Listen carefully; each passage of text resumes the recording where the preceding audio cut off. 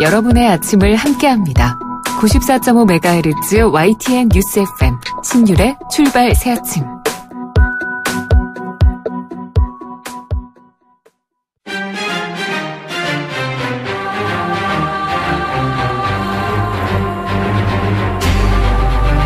매일 아침을 뉴스로 깨웁니다. 신율의 출발 새아침. 어제 남북한은 2년여 만에 회담을 갖고 상계항에 대한 합의를 이끌어냈습니다. 평창올림픽 관련 문제는 당연히 환영할 만한 일이고요. 남북한의 군사 당국 회담을 이끌어냈다는 것 역시 우리가 그동안 노력해왔던 일이라 무척 다행스러운 것이라고 볼 수 있습니다. 하지만 우리가 비핵화 문제를 거론할 때 북한이 강한 거부감을 드러낸 것을 봐도 북한의 태도는 조금 더 변한 것 같지 않습니다. 오히려 우리 민족끼리 문제를 해결하자는 입장을 합의사항에 넣음으로써 국제사회에서의 대북 제재에서 우리를 분리시키려는 의도를 드러냈다라는 분석도 할 수 있는데요. 그렇기 때문에 앞으로 갈 길은 상당히 멀다고 할 수밖에 없습니다. 오늘 신율의 출발 새아침 잠시 후 1부에서는 정치권의 대표적인 대북 전문가죠. 바른정당 하태경 의원과 함께 관련 입장 들어보겠습니다. 또 우리나라를 방문 중인 아랍에미리트 왕세제의 최측근 칼둔 청장이 어제 문재인 대통령과 만났습니다. 두 나라의 전략적 동반자 관계를 한 단계 격상하겠다는 합의도 했는데요. 정치권에서 불거진 아랍에미리트 관련 의혹 봉합이 될 수 있을까요? 2부에서는 정의당 김종대 의원 만나보겠습니다. 또 강경호 외교부 장관이 어제 박근혜 정부 시절 이루어진 한일 위안부 피해자 합의와 관련해서 잘못된 합의였지만 재협상은 요구하지 않기로 했다, 이렇게 밝혔습니다. 그동안 위안부 피해 할머니들의 옆에서 끊임없이 재협상과 합의 파기를 주장해온 시민단체는 반발하고 있는데요. 오늘 3부에서 이 문제 짚어보겠습니다. 1월 10일 수요일에 보내드리는 신율의 출발 새아침, 먼저 광고 듣고 시작합니다.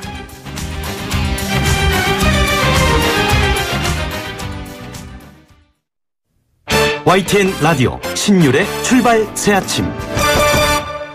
예, 지금까지 들어온 뉴스 정리해 보겠습니다. 백병규 시사평론가 스튜디오에 나와 계십니다. 어서 오십시오. 안녕하십니까. 예. 자, 제가 오늘 오프닝에서도 말씀을 드렸는데, 이 평창 올림픽 얘기부터 해보죠. 이 북한이 대규모의 대표단을 파견하기로 했고, 또 남북 군사당국 회담, 그리고 각 분야의 후속 회담을 열기로 했죠. 그렇습니다. 남과 북은 이런 내용을 주요 내용으로 하는 그 3개항의 공동 보도문에 합의하고 이제 어제 회담을 마무리했는데요. 상당히 장시간 마라톤 회담이었죠. 남북은 우선 평창 겨울올림픽 패럴림픽의 성공적인 개최를 위해서 북쪽은 고위급 대표단과 함께 민족올림픽위원회 대표단, 선수단, 응원단, 예술단, 참관단, 태권도 시범단, 기자단을 이제 파견하기로 했고요. 남쪽은 필요한 편의를 좀 보장하기로 했습니다. 남북은 또 군사적인 긴장 상태를 완화하고 한반도의 평화적 환경을 마련하기 위해서 군사 당국 회담을 열기로 했습니다. 이와 함께 남북은 남북 관계의 모든 문제를 당사자인 남북이 대화와 협상을 통해 해결해 나가기로 하고, 남북 고위급 회담과 함께 남북 관계 개선을 위한 각 분야의 회담을 열기로 합의를 했습니다. 이산가족 상봉 문제는 근데 어떻게 협의가 잘 안 됐던 모양이에요? 그렇습니다. 우리 측이 2월 설 명절을 계기로 이산가족 상봉을 좀 제안을 했지만 북측은 우리 민족끼리 원칙을 강조하면서도 즉답하지는 않았다고 하죠. 조명근 통일부 장관은 모두 발언을 통해서 2월 민족의 명절인 설을 계기로 이산가족 상봉 행사를 좀 진행하자, 이렇게 이제 북측에 제안을 했습니다. 그러면서 남북 적십자 회담을 제안을 했는데요. 그러나 북측은 남북 간 제기되는 모든 문제를 우리 민족끼리 원칙에서 대화와 협상을 통해서 좀 풀어가자, 이렇게 얘기를 했지만 즉답하지는 않았습니다. 결국 남북 양측은 어제 다양한 분야에서 접촉과 왕래, 교류와 협력을 활성화해 남북 간 화해와 단합을 위해서 공동 노력할 것을 합의하는 데 만족해야 했는데요. 네, 어제 이제 회담에서는 또 끊겼던 서해지구의 군 통신선이 지난 3일 이 판문점 연락 채널과 함께 개통된 사실도 같이 확인이 좀 되기도 했죠. 예. 근데 이게 이제 이 군 통신선이 재개통됐다라는 사실 자체는 북한이 육로로 올 가능성이 있다, 이런 얘기가 가능하다고 그러더라고요. 그렇죠. 이제 바로 이제 지금 돼 있는 육로로 오기 위해서 이제 군 동해 쪽은 산불 때문에 그게 안 되니까, 연결이 안 되니까. 네. 이제 동해 쪽도 연결하기는 그 어렵지는 않다고 그래요. 근데 만약 공사해야 된다고 그러던데요. 네, 공사를 좀 약간 연결 공사를 해야 된다고 하죠. 근데 이 앞서 말씀드린 그 이산가족 상봉 문제 사실은 이제 이 문제가 풀린다고 한다면 당연히 이제 군 동해선도 이제 연결이 돼야 되는 이런 상황이기도 하죠. 근데 그 이산가족 상봉 문제 뭐 북한이 맨입으로 하겠어요? 네, 이제 이건 뭐 금강산 관광 재개 문제 등등이 바로 같이 그 부분하고 이제 연결을 시키려고 네. 그럴 거야. 맞습니다.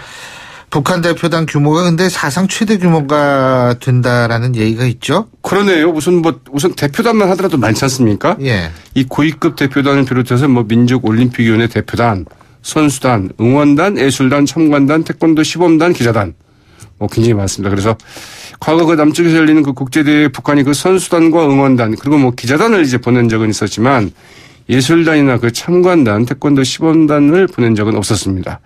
이 구체적인 규모는 그 남북 실무 협의를 거쳐서 확정이 되겠지만 이 북측 방문단 역대 그 최대 규모가 될 가능성이 좀 크다고 봐야 되겠죠. 네.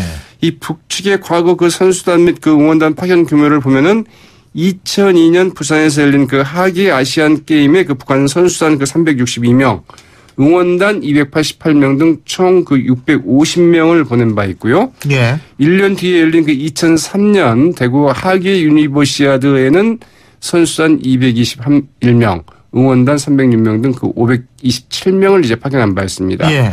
그리고 최근에는 2014년 인천에서 열린 그 아시안 게임에 선수단 그 273명을 이제 보낸 바 있고요. 기대 이상의 그 성적을 거두지 않고 황병석 당시 군 총정치국장, 최룡의 당 부위원장 그리고 지금은 고인이 된 김양건 당 통일전선부장으로 구성된 그 고위급 대표단을 파견했었는데 이번 평창 동계올림픽에서는 그 선수단 규모는 그렇게 좀 많지는 않다고 봐야 되겠죠. 몇 명일 것 같은데요. 네, 선수단 규모가 많지는 않은데 이제 대표단, 응원단 이런 숫자가 굉장히 좀 많을 것 같죠. 미 국무부도 어제 회담 결과에 대해서 환영의 입장을 표했죠. 일단 헤더 누이트 미 국무부 대변인 어제 뭐 성명을 내고 미국은 그 평창 동계올림픽의 그 안전하고 성공적인 개최를 위해서 열린 그 한국과 북한의 회담을 환영한다고 밝혔습니다. 이어서 미국은 그 동계올림픽의 그 고위급 대표단을 좀 파견할 것이라고 이제 덧붙였는데요. 이 노어트 대변인은 그 한미 두 정상이 그 지난 4일 전화 통화에서 한반도의 그 완전하고 그 검증 가능한 비핵화라는 목표를 향해서 북한의 그 최대 그 압박을 계속하기로 합의했다는 점을 강조하기도 했습니다. 미 정부가 그 고위급 대표단 명단을 그 최종 조율하고 있는 것으로 알려지고 있는데요. 여기에 이제 그 고위급 인사로 누가 포함이 되느냐 이게 상당히 좀 주목이 되고 있죠. 예. 왜냐하면 이 자리에서 그 북미 간 그 간접 접촉이 이루어질 수 있기 때문이기도 한데요. 지금 워싱턴 정가에서는 그 마이크 펜스 부통령이 좀 포함되지 않겠느냐 이런 관측도 좀 나오고 있다고 하죠. 자, 그리고 강경호 외교부 장관이 어제 위안부 합의 향후 처리 방안을 발표했는데 2015년 위안부 합의 내용을 그대로 인정하고 이행할 수 없다. 이걸 분명히 했지만 재협상 요구는 하지 않겠다. 네, 지금 이거죠. 파기도 아니다. 안 했습니다. 그래서 예. 상당히 도대체 이게 뭐냐 예. 이런 이야기가 나올 수도 있는데요. 당연히 뭐 위안부 할머니들도 좀 반발하고 있고요. 또 일본은 일본 정부대로 무슨 소리냐 예. 이렇게 좀 말하자면 이의를 이제 제기하고 있죠. 위안부 피해자들의 입장 또 한일 관계 정상화 사이에서 그 현실적인 방안을 찾겠다는 이제 의미로 일단 해석이 되고 있습니다. 이 강경화 장관은 2015년 그 합의가 그 양국 간의 그 공식 합의였다는 사실은 부인할 수 없다면서도 피해 당사자들의 그 의사가 그 충분히 반영되지 않은 2015년 합의는 그 위안부 문제의 그 진정한 해결이 될 수 없다고 이제 분명하게 선을 그었습니다. 그러면서도 그 파기 선언을 하거나 그 일본의 그 재협상을 요구하지 않는 것은 이 한일 관계의 그 중요성을 이제 고려했기 때문이라는 풀이인데요. 네. 정부는 그 위안부 피해자 지원을 위해서 그 설립한 화해치유재단에 그 일본 정부가 출연한 이 10억 엔을 피해자 지원 사업에 쓰지 않고 정부 예산으로 그 충당하겠다고 밝혔습니다. 일본 정부가 출연한 그 10억 엔의 그 처리는 일본과 추후 협의하기로 좀 협의하겠다고 밝혔습니다만 그러나 뭐 일본 정부에서는 뭐 여기에 응할 가능성은 거의 없다고 봐야 되겠죠. 자, 이 부분에 대해서는 잠시 후 3부에서 좀 더 자세히 알아보고요. 자유한국당이 바른정당을 탈당한 김세연 의원의 복당을 허용하겠다 이런 입장을 밝혔네요. 네, 홍준표 대표가 어제 그 당사에서 열린 그 2030 그 청년 신년 인사회에서 누구에게나 그 정당 선택의 그 자유가 있다면서 그 예. 자유한국당에 그 들어오려는 분을 그 배척하는 그런 정당이 아니라고 이제 얘기를 했습니다. 예. 홍준표 대표 이런 말도 했는데요. 오늘 한국 자유한국당에 그 들어오시려는 한 분은 재산이 너무 많아서 우리가 참 답답하다. 이 김세원 의원이 굉장히 재산이 많거든요. 1인당 10억씩은 올라간다 그랬죠. 그래서 그분이 들어오시면 국회의원 평균 재산이 10억씩 더 올라간다면서 우리 당이 그 지향하는 거하고 김 의원의 그 재산이 좀 그렇지만 이 정당 선택의 그 자유가 있으니 나는 거부하지 않는다. 예. 이러면서 김세원 의원의 그 복당 허용 방침을 밝혔는데요. 네, 김세원 의원은 그 대표적인 이제 금수저 출신이긴 하죠. 그러나 또 한편으로는 과거 이제 그 이른바 그 보수 정당에서 경제 민주화를 위한 그 이런 작업을 좀 하기도 했었는데요. 이 김성태 원내대표도 그 행사 직후에 기자들과 만나서 그 입당 요청이 있다면 언제든지 환영하고 잘 모시겠다 이렇게 말하기도 했습니다. 예, 잘 알겠습니다. 오늘 말씀 여기까지 듣죠. 고맙습니다. 네, 고맙습니다. 예, 지금까지 백병규 시사평론가였습니다.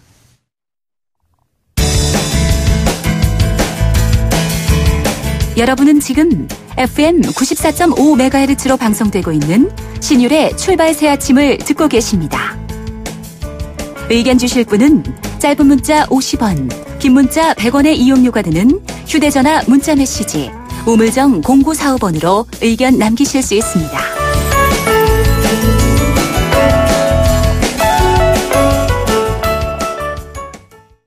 예, 앞서 말씀드린 대로 정치권의 대표적인 대북 전문가죠. 바른정당 하태경 최고위원 전화 연결해서 어제 열린 남북 고위급 회담 어떻게 바라보는지 입장 들어보겠습니다. 하 의원님 안녕하세요. 예, 안녕하세요. 하태경입니다. 자, 3개항이 공동 보도문 채택이 됐죠. 예. 북한이 평창올림픽 참가하겠고 남북한이 군사당국 회담을 개최할 것이고 남북관계 개선을 위한 다방면의 교류협력 플러스 우리 민족끼리 우리의 문제를 풀어가자 이거 아니었습니까? 그죠? 예. 어떻게 평가하십니까?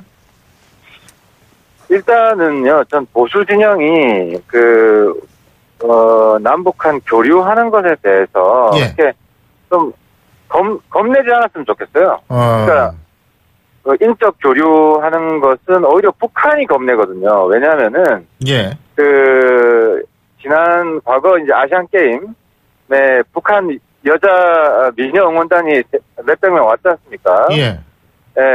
그 응원단이 와서 친남화됐어요. 남한을 동경하게 됐습니다. 예. 그래서 북한에 올라가가지고 남한 뭐 잘 산다더라, 자유롭다더라 이런 이야기들을 확산시키는 바람에 북한 당국이 굉장히 곤란했었거든요. 예.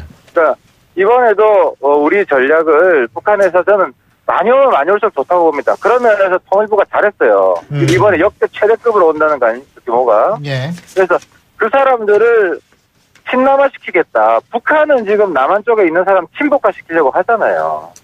그럼 우리는 왜 북한 사람들 친남화시키는 거 그렇게 오히려 보수 진영은 체력이 없는 데서 이미 이겼다, 북한에 대해서. 그래 놓고 뭔 교류에 대해서 겁내냐. 그 말씀 드리고 싶습니다.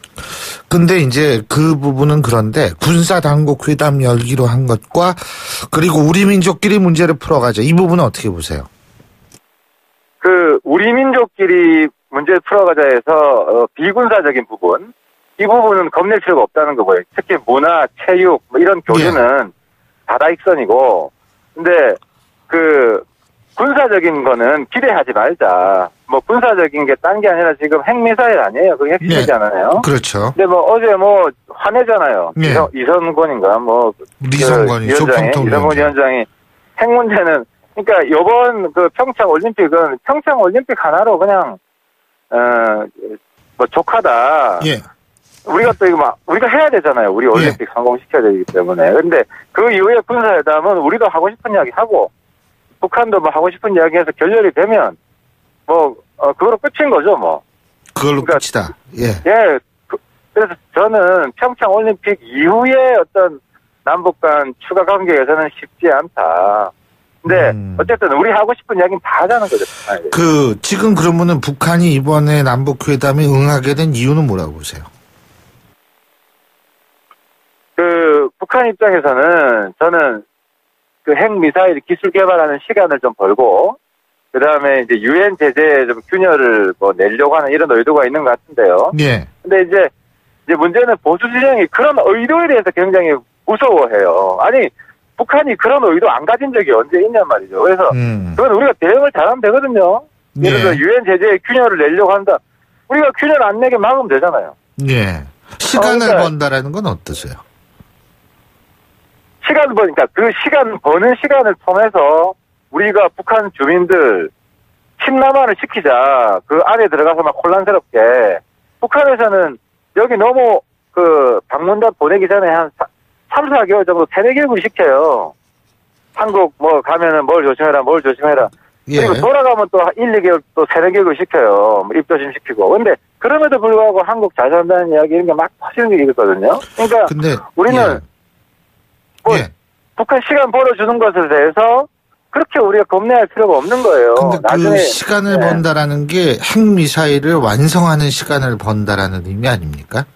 아, 그렇죠. 그러니까 우리가 교류를 안 해도 북한은 그동안 자기들이 하는 것이고 어차피 북한은 하게 돼 있단 말이에요. 핵미사일 개발을. 예. 근데 거기에 대해서 우리가 경제 제재만 확실히 하면 되는 거 아니에요. 유엔 제재. 그러니까 유엔 제재가 정부가 양보하면 안 됩니다. 근데 일시적으로 북한 사람들을 친남화시키기 위해서 비용이 들어가는 게 있어요. 뭐 숙박 비용이라든지 뭐 교통수단 비용이라든지 이동 비용이라든지 이거는 북한 주민들 친남화시키는 데 들어가는 비용이라고 생각을 해야 돼요. 어떤 뭐 그것도 일시적으로 쓰는 거잖아요. 계속 쓰는 게 아니고. 네. 그 또 한 가지는 이제 군사당국회담에서 우리는 비핵화 문제를 얘기를 할 거고 북한은 당연히 한미 군사훈련을 연기가 아니라 중단해라 이렇게 나올 거 아니겠습니까? 그죠? 네, 100% 그렇게 나옵니다. 100% 그렇게 나오죠. 그러니까 결국은 북한이 군사당국회담을 합의문에 집어넣도록 받아들인 이유도 이것이 이 한미 군사훈련을 중단시키는 선전장으로 하기 위해서다. 이렇게 볼 수 있나요? 그 어차피 투트랙으로 가는 것이고 그 군사회담은 또 따로 다른 회담을 만들 거 아닙니까? 평창올림픽 회담과 별도로. 예. 그러니까 거기서 우리 정부가 성의 있게 하면 된다고 생각을 하고요. 근데 그게 잘 안 된다고 해서 평창올림픽까지 오지 마라 이럴 필요는 없는 거죠. 물론 예. 그래서 이번에 어떻게 보세요? 한 어느 정도 올 거라고 보세요? 평창올림픽에. 저는 김정은 정치 스타일로 보니까 쓸 때는 화끈하게 쓰는 것 같아요. 자기들 1,000명 정도 보낸다. 예, 저 뭐 최대 역대 한 600명이 최대였는데 최대였죠. 네, 그 이상 저는 그때 더 와라, 더 많이 와도 괜찮다 이런 입장 우리가 취해야 된다고 보고 그게 김정은 체제에 부담이 되면 되지. 네. 거기에 대해서 전혀 두려워할 필요가 없다. 예. 자, 당내 얘기도 좀 여쭤봐야 될 것 같아요. 예. 이 지금 의원 수가 자꾸 줄고 있습니다. 예, 한 명 줄었습니다 어제부로. 또 한 명 줄은 거 아니에요? 예, 지사도 줄었고. 뭐 그런 우려가 있는데요. 이제 뭐 어제 그런 얘기도 했더라고요. 뭐, 알고 오기 다 나가고 쭉정이만 남는 게 아니냐. 근데. 아이, 그럼 우리 하태경 의원님은 쭉정이 아니, 뭐 저 같은 쭉정이도 있지만은, 근데 우리는 이제 왕벌이 남아있어요, 왕벌이. 예. 그러니까, 사실 국민의당 바른정당 통합의 핵심은 왕벌 두 마리가 합치는 거거든요. 유승민 안철수가 합치는 거고, 물론 다른 사람 나가면 타격이 있지만, 대세의 지장은 없다. 국민들이 바라보는 미래는 유승민, 안철수가 핵심이고, 물론 저도 조금 역할을 하고 있습니다만은. 그럼요. 어쨌든, 예. 아니, 근데 지금 어쨌든 그래서 합당이라는 거, 통합이라는 게 필요하다고 말씀하셨는데, 유승민 대표는 통합에 대한 최종 결심이 안 섰다. 국민의당 내부 문제가 깨끗이 정리돼야지 통합할 수 있다. 이런 얘기를 했는데요. 이거 어떻게 된 겁니까? 유승민 대표 제가 겪어보니까 굉장히 신중한 정치인이고요. 예. 또 굉장히 발동이 느립니다. 근데 이제 어제 우리가 의총을 했는데, 적극적으로 통합을 한다. 이런 식으로 당 입장을 최종 정리를 했습니다. 그래서, 유승민 대표가, 통합 안 되는 것은 양당, 거대 두 개 정당만 이루어온 것이고, 개혁에 오히려 도움이 안 되는 것이다. 통합을 하는 것이 안 하는 것보다 훨씬 국민을 위한 그리고 야당 교체를 위한 더 뭐 나은 선택이다 하는데 어떤 뭐 입장에 섰습니다. 예, 그렇군요. 아니 그 안철수 대표 입장에서 이게 갑자기 이거 무슨 얘기인가 이런 생각을 했을 법해가지고 여쭤본 거거든요. 아니 뭐 그 어제 두 분 나가는 거는 어느 정도 예상이 됐기 때문에요. 예. 예. 그 김동철 원내대표 이 바른정당 의원들이 국민의당에 개별 입당했으면 좋겠다 이런 얘기도 한 모양이에요. 예? 그 부분은 뭐 안철수 대표도 수용하기 어려운 상황이기 때문에. 아니 그러니까, 뭐 안철수 대표는 예. 당연히 그렇지만 바른정당 입장에서 볼 땐 당연히 수용하기 어려운 거 아니에요? 그러니까 뭐 이게 이제 서로 어쨌든 통합에 대한 그게 이제 다른 면으로 보면 예. 통합이 필요하다는 것을 예. 지금 그 김동철 대표는 약간 중립파라고 저희가 알고 있는데 중립파 쪽에서도 어쨌든 통합 대세는 인정하는 거 아니냐. 네. 그잖아요. 그리고 방법론에 있어서 뭐 이런 이야기 저런 이야기가 나오는 건데 이제 어쨌든 뭐 통합으로 좀 밀고 가는 거고 통합의 핵심은 유승민 안철수 대표이기 때문에 그리고 서로 신설 합당을 합의를 한 상황이에요. 근데 이제 일각에서는 이런 얘기가 나옵니다. 지금 이제 의원들도 몇 분, 한 사람 지금 나갔고 한 사람은 어떻게 될지 모르죠. 그런데 이게 결국 또 국민의당의 반대파도 있지 않습니까? 통합. 그죠? 그러면은 이거 찻대고 포대고 다 이렇게 되면은 결국은 마이너스 통합이 아니냐 이런 얘기가 나오는데 이 부분은 어떻게 보십니까? 그 양보다 질이다. 양보다 질이다. 네, 국민들이 볼 때는 국회의원 숫자 몇 명 더 많고 이게 중요한 게 아니라, 네. 유승민 안철수가 정확하게 비전을 공유하고, 개혁을 해서 어떤 프로그램을 가지냐, 네. 이게 훨씬 중요하다는 거죠. 그래서 네. 사실 뭐, 어제 남지사랑 김세현 의원 한국당 복당 거의 뭐 기정사실했지만은 남지사 아직 밝히지 않았지만은 그게 플러스 통합일까요? 의원 숫자 한두 명 늘어난다고. 그리고 한국당에는 이미 바른정당에서 22명 의원들이 갔는데 예. 그게 플러스 통합은 아니잖아요. 지지율 전혀 영향이 없고 오히려 마이너스 면이 많지 않나요? 개인적으로는 소신 다 버리고 철새 논란 붙고 당 내에서도 어쨌든 내부 분열 이런 게 증폭되고 그래서 의원 숫자 많아지는 게 장점이 있는 것 같지만 오히려 단점도 크다. 예. 제가 그리고 또 한 가지 여쭤볼게요. 갤럽 여론조사가 있어요. 이것이 2018년 1월 2일부터 4일까지 휴대전화 RDD 표본 프레임에서 무자히 추출한 여론조사고요. 인터뷰 방식입니다. 그 전국 만 19세 이상 성인 남녀 1,007명을 대상으로 했고요. 표본 오차는 95% 신뢰 수준에서 플러스 마이너스 3.1%포인트인 여론조사인데, 자, 이 여론조사를 보면은 이 통합된 정당, 국민의당 바른정당이 통합된 정당의 지지율이 17%로 2위로 나오긴 나왔습니다. 그런데 문제는 뭐냐면 여기에서 무당파층에서 이쪽으로 옮아간 숫자가 거의 많지가 않고 다른 정당에서 다 뺏어온 거거든요. 무당파층은 거의 그대로 있습니다. 사실은 무당파층을 더 겨냥해야 되는 거 아니에요? 만일 이 통합된 신당이 나온다면? 어떻게 보십니까? 그러니까 지금은 이제 정치에 관심 많으신 분들이 통합신당이 이제 가상의 것이기 때문에 주로 자기 이제 정치적인 지향 선호를 바꾸시는 것 같은데 당이 생기면 좀 달라지지 않을까 보고요. 그래서 상당히 확장성이 크다 오히려 무당파층은 오히려 지금 양당 적대적 구도에서 뭐 마음 둘 곳 없는 국민의당 바른정당은 너무 작아서 뭐 뭐라고 하나요 그 호감을 못 느끼는 이런 상태이기 때문에 합쳐가지고 유승민 안철수가 어깨 걸고 정확하게 제갈길을 가게 되면은 지금 17%보다 플러스 알파가 더 온다. 그러면 상당히 민주당과 사실상 특히 수도권에서는 1대1 구도를 만들 수도 있다. 그런 가능성을 보여주는 것 같은데요. 알겠습니다. 오늘 말씀 여기까지 듣겠습니다. 고맙습니다. 감사합니다. 지금까지 바른정당 하태경 최고위원이었고요. 신율의 출발세 아침 1부 순서 여기서 줄입니다. 잠시 뒤 2부에서 뵙겠습니다. 소통의 아침을 여는 공정한 목소리 신율의 출발 새아침. 신율의 출발 새아침 2부 순서 먼저 광고부터 듣겠습니다.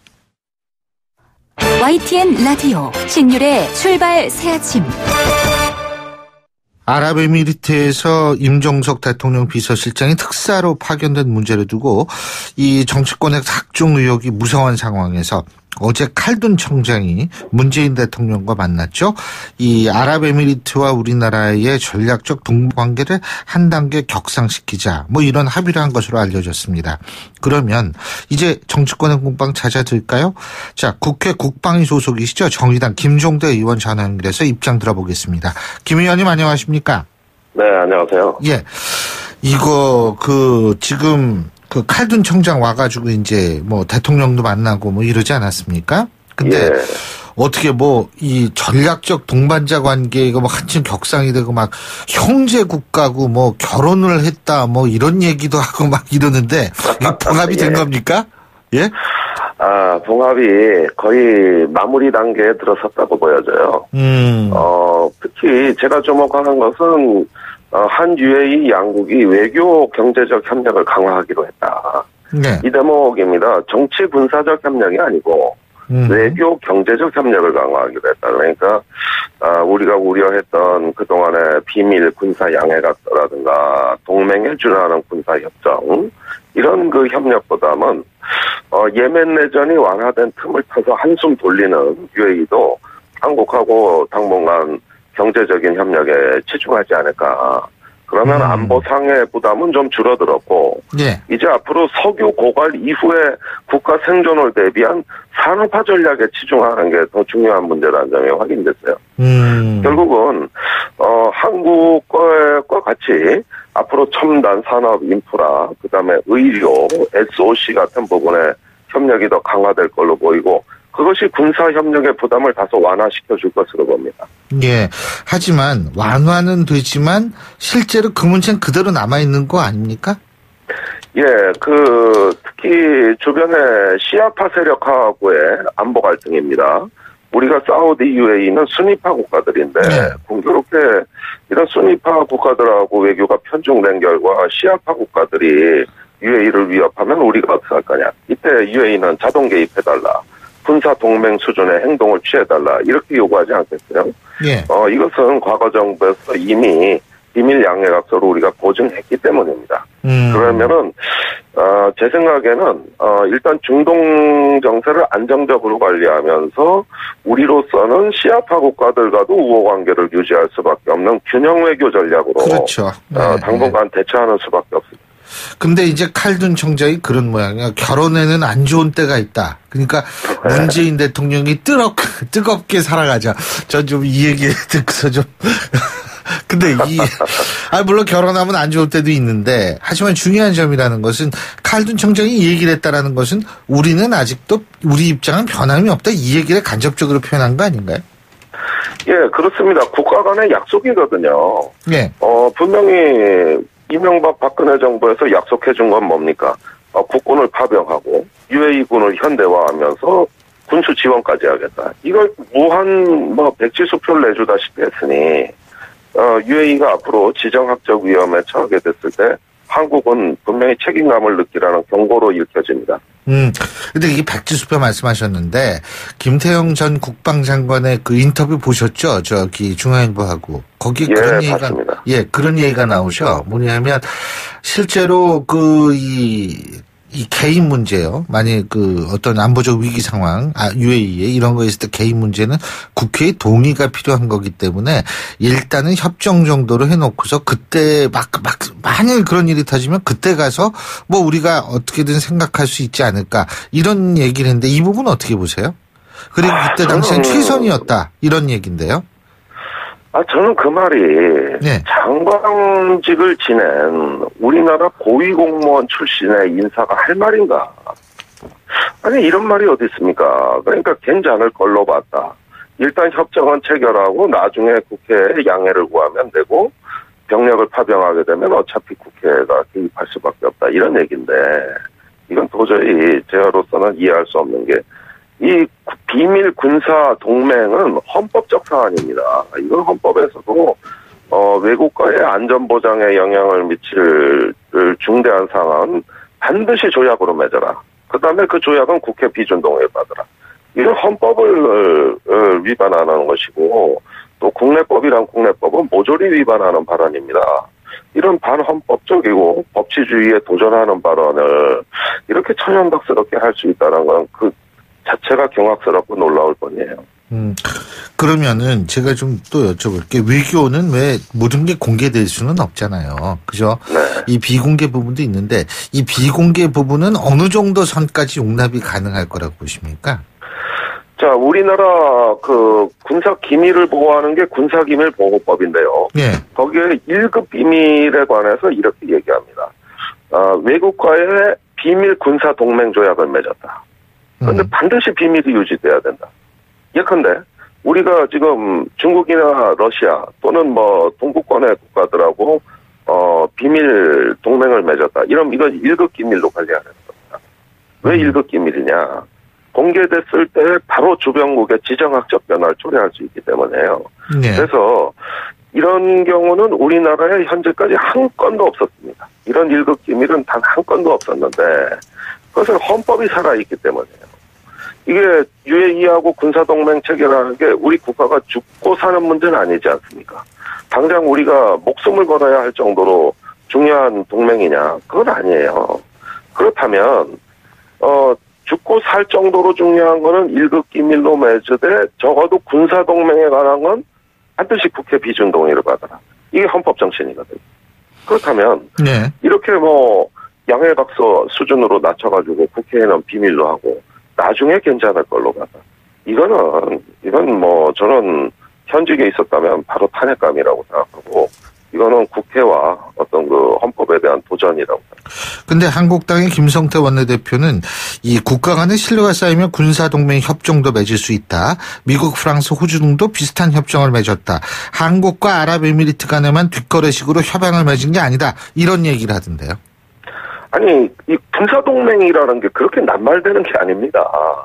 이 국제정치 세력 균형 체계에서 안보를 담보할 수 있는 게 동맹을 맺는 것인데 네. 이것은 국가 주권의 최고 형태, 즉 대외적인 국가 외교 주권 행사의 최고 형태로서 동맹을 맺었다 하면은 거의 뭐 사실혼을 결혼을 했다는 얘기인데 네. 그러면 양가 부모 승인도 없이 또 결혼식도 안 올리고 비밀리에 동거해놓고 그러면서 우리가 결혼을 안 한 척했다.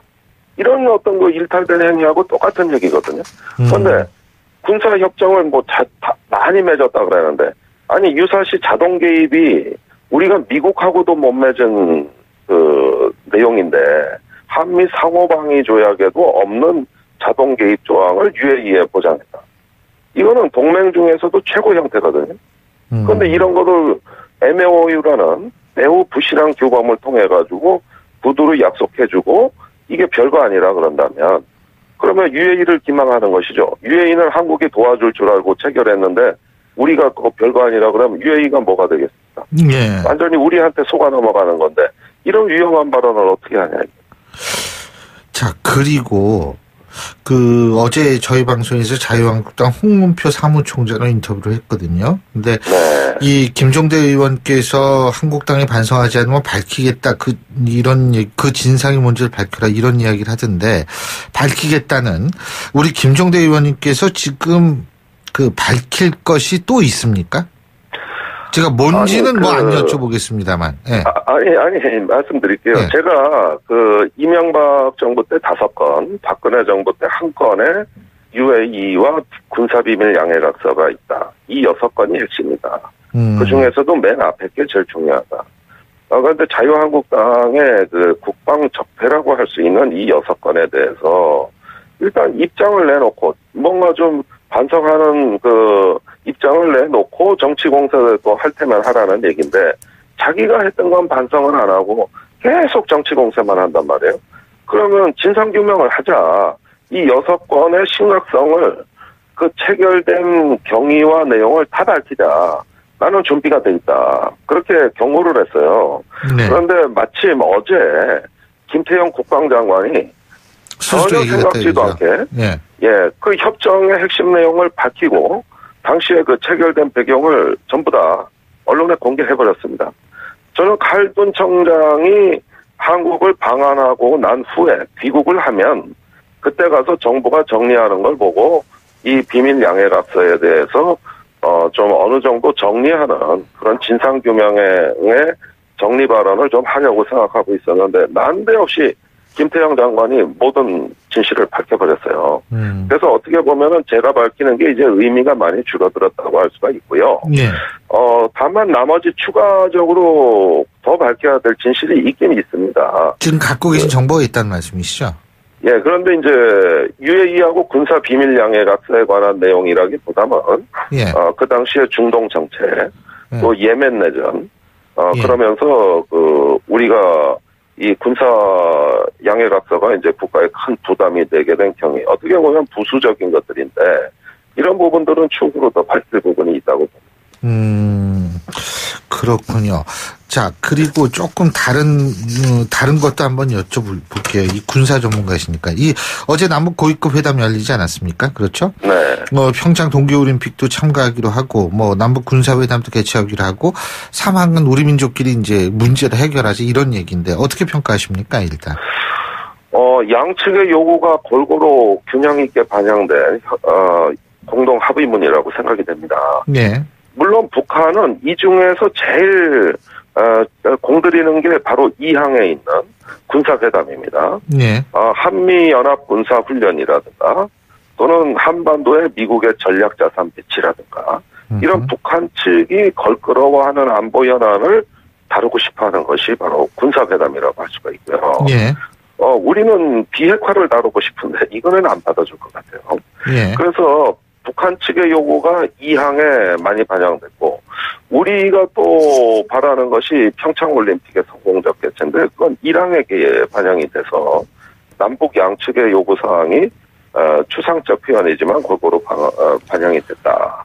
3항의 민족 내부 문제는 이산가족과 같은 교류협력의 문제인데 이 부분은 남과 북 공동의 요구사항이 있기 때문에 어느 정도 낮은 수준에서 후속회담이 또 활발히 이루어질 거라고 봅니다. 결국 제가 가장 놀란 것은 군사회담까지 합의했다는 거죠. 그 다음에 서해 직통선까지 복구가 되는 걸 봤을 때 생각보다 성과가 굉장히 많이 나오는 회담으로 봐야 되고 앞으로 후속회담도 굉장히 기대가 됩니다. 그래서 예. 너무 얼어붙었던 남북관계인데 또 너무 화끈하게 풀리는 듯한 인상이 들어가지고 한마디로 좀 어리둥절하다 할 정도로 파격적이라고 할 수 있습니다. 근데 비핵화 빠진 군사회담이 의미가 있나요? 우리 입장에서? 우리는 비핵화 노래하겠다는 겁니다. 그러니까. 예. 근데 저쪽에서는 어제도 막 화내고 그랬던 모양이더라고요. 리성관이가. 당연하죠. 예. 그건 그쪽에 가장 확고한 기본 원칙이니까 예. 양보할 수 없는 건데, 자, 이 문제를 풀어가는 방식이 비핵화를 일단 던져놓고 실제 예. 목표를 핵 동결로 추진하면 됩니다. 예. 그러니까 한꺼번에 비핵화, 한반도 긴장 완화 다 달성할 수가 없어요. 그러면은 북한의 안보 우려가 뭔지, 군사적인 의제가 뭔지를 북한 측 이야기를 경청하고, 우리는 그러면 예. 당장의 핵실험과 추가적인 미사일 발사만이라도 우선 예. 연기시키는 아하. 이런 정도의 보완적인 중간 조치를 예. 논의해가면 되죠. 예, 잘 알겠습니다. 오늘 말씀 잘 들었습니다. 고맙습니다. 예, 감사합니다. 예, 지금까지 국회 국방위 소속 정의당 김종대 의원이었습니다. 신일의 출발새 아침 2부 순서 여기서 줄입니다. 전 8시 10분 3부에서 뵙겠습니다.